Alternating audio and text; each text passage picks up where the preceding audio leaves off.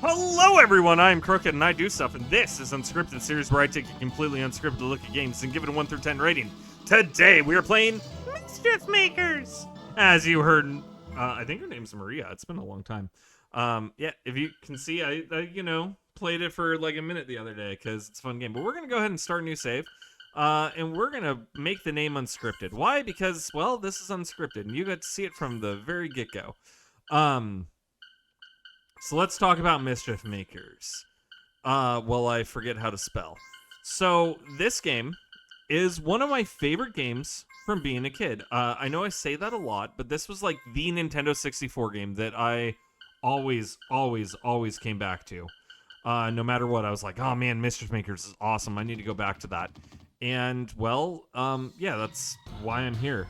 So it starts off with, a story. He visits the planet of Clancy, which Clancy, it's kind of the same thing, So it has a story, and, you can tell it looks like he's kind of in the sky, and it's this old dude, and it's like a Japanese-style home, so it's really cool. This is one of my first exposures to, like, traditional Japanese-style homes, which was really awesome. And, it's just kind of wackiness. These creatures show up and can't really tell what they are, and you're just like, what are these things? And yeah, they're these guys. It's a lot of fun though, because they're kind of wacky and they're funny, and then you go, oh no, the old man is gone, what happened? And that kind of sets the stage for the entire show. That one's like crawling for some reason, don't know what's going on with that. And they like turn on his TV, they broke his radiator. Like, man, those guys are terrible. And there's one with lips right there, which is creepy. Yeah, Marina. So, we're going to start this one off with controls. The reason why we're going to start off with controls is because this game is a little bit different than 90% of the Nintendo 64 library. So normally, when you play a Nintendo 64 game, you would hold the middle with the analog stick and Z with your left hand. This game does not utilize the Z button very much or the analog stick. So most of this game is actually running off of the D-pad, and you can hit L and R to talk. So if I use the analog stick, it does nothing. If I use Z, it does nothing. So this is the first game I've played, and one of the only games I'm aware of where you actually use the D-pad. You can grab enemies by hitting B, and then you can throw them after you're done with them. After you grab them, you can shake by double tapping down, and it shakes them. And then you can just throw them around. The C buttons, down C rolls and can dash down. Up C allows you to do like an air dash. You can air dash quite a bit. Left and right allow you to go left and right. And that's the basics for the controls. Oh, and A lets you jump. I already shook this one. I lit myself on fire. This thing. I don't like it. It causes me to light on fire. It gets thrown at them. Okay. And, yeah. I just, like, chucked it at him. Like, oh, yeah, it's fine. A Heart of Red is a Heart of Courage. Collect 10 and get one to continue, or get one continue. Right now, this is Clancy's most popular song. It's called Continue Go Go. So, this is the tutorial level. It kind of gives you tips, lets you know what you gotta do. What I like to do here, of course, as I've been doing, is I like to grab things and shake. There is a way to get all of the gems in there. I don't have any clue what it is anymore because it's been 20 years since I played this game, but you can eventually get through all this, and you can revisit levels later on as well. I just picked him up, ignored him, and threw it. So now the controls are out of the way because we've went over the controls. Let's talk graphics. This game is pretty. When you think about it, this is on the Nintendo 64, which the Nintendo 64, don't get me wrong, it's not like game-breaking in its graphics or anything like that. It was really good back in the day because we didn't have anything better, but it wasn't spectacular. Like, it's a Nintendo 64, you know?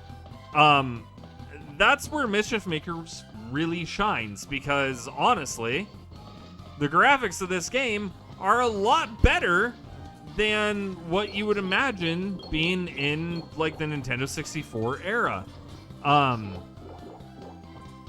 It's 3D, it looks really, really good, and the backgrounds have a bunch of color. The characters themselves are pretty highly detailed. They're polygonal, but they have enough of their own kind of design to be able to really stand out. You can kind of tell the difference. Even little teeny tiny things like this one, you can kind of tell that it's an old guy because, well, he has that kind of old mustache thing going on his face. You can see a lot of the... Oh, I need to get this bomb. Okay, I'm gonna see if I can show you a secret. All right, so right here with this bomb. Oh, for shame. I thought I would open that. I was wrong. But he gives me another, and I can keep trying. Yeah, so that allowed me to get this star. And the star allows me to teleport up here. And I think that takes me to a secret level. Again, it's been a little while since... Oh, okay, so I guess that's how I beat that level. Yeah. There's a bunch of levels, too. It's not just one. So I'm Marina, right? Well, that's the Clancer copy of Marina. And, you know, it's fun. There's a lot of... just inside jokes. It's a pretty typical story, but the graphics are really good. And then the other plus side is if you hear the music, it sounds really good. I do think there is a limited kind of level of music in the game. I don't remember because it's been quite some time since I got in. But, you know, as you can tell, this even sounds pretty similar to the last level. I think it does change depending on where you're at in the game, what level you're at in the game, things like that. So there is that, and it's something that does get better. But yeah, there are times where it's going to be pretty similar music. Trust me, though, it's not going to hurt it. All the other sound effects sound really great. It has voice acting in a Nintendo 64 game, which that alone is pretty rare. And then there's fun things, because you can shake, shake. And that's actually something that, if you follow my channel for a long time, anytime I can shake anything in a game, I actually say shake, shake because of this game. Like, this is the reason I say that. It's absolutely a fantastic game in that regard. It starts off really, really easy, too. So, like, just as an instance, let me up! Oh, man. I'm struggling. Okay. So we'll go ahead and grab the stars, kind of go through things here, pretend that there's nothing else going on. Because if you noticed, the only thing that really hurt me so far was the fire. Oh, hey, well, there's an enemy that could hurt me because it has a freaking laser gun. I just jacked all of his little gems. And later on, you get the ability to, like, shake things to death. And yeah. If I get a bomb, I can actually open that. But it's like half of a puzzle game and half, like, just a platformer that has just a bunch of fun stuff going on. There's also kind of like a Super Saiyan mode that you can activate. I don't remember how to do that either, but, you know, that's just something that happens. It has records and everything else, and you can set scores. You can play with, play with your friends in the sense of try to get the highest score. I remember the actual box for this said that it was multiplayer. It is not that I know of. but you can still, you know, try to have a good time with it, and you can even take turns with your friends, which is fun. And yeah, you can use this to shake, and it'll let you jump. And it, you know, tells you, because this is all still tutorial. It's very much like almost a Yoshi game in a lot of ways. And with a little bit of practice, you can get really, really, really good at teleporting through those. I'm not fantastic at it, but yeah. So then with sound, again, going back to it, all the sound effects are great. It sounds like a fun game. So there is that too. And if you're not being terrible, you can do this and it will let you get through pretty quick. After practicing for a little bit, you'll get a lot quicker at it. But that's Mischief Makers. Overall, I think this game is one that, because it's so rare and hard to find, a lot of people just don't know about it. But if you've been lucky enough to get to play it, it's one where you're going to understand really quickly why it's such a cool game.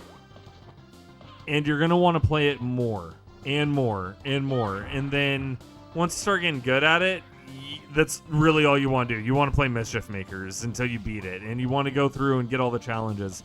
I 100%ed it as a kid. It was one of the first games I ever got a 100% score on. I loved it to death. And I think it'd be cool if more people gave it some more attention. I also think it'd be really cool if it ended up getting a remake today, or, you know, if it was even released on like the Switch Online Console, or Switch Virtual Console, whatever it's called, because it's a game that deserves more attention and deserves more love. So, all that being said, for a score, I'm going to give Mischief Makers an 8 out of 10. It does have some problems as a steep learning curve, and it's a little weird game at first. It takes a little bit of learning to get used to it, and people may not want to put that time in. But if you do, you're going to get a fun game that really makes you enjoy playing it, and you'll get the ability to always go around and say shake, shake, and just make good memories of a fun game. Which, what else are games for other than making great memories and having a fun time? So, with all that being said, comment down below, let me know if you've ever played Mischief Makers. Like this video if you enjoyed what you saw. Share with your friends, so that way they can check out Mischief Makers. And don't forget to hit that subscription button, so that way you will always be able to see new episodes of Unscripted when they come out. And hit that notification bell, so that way you'll be notified whenever a new episode does come out. And with all that being said, I do want to thank you for watching Unscripted, and I will see you on the next episode. Bye!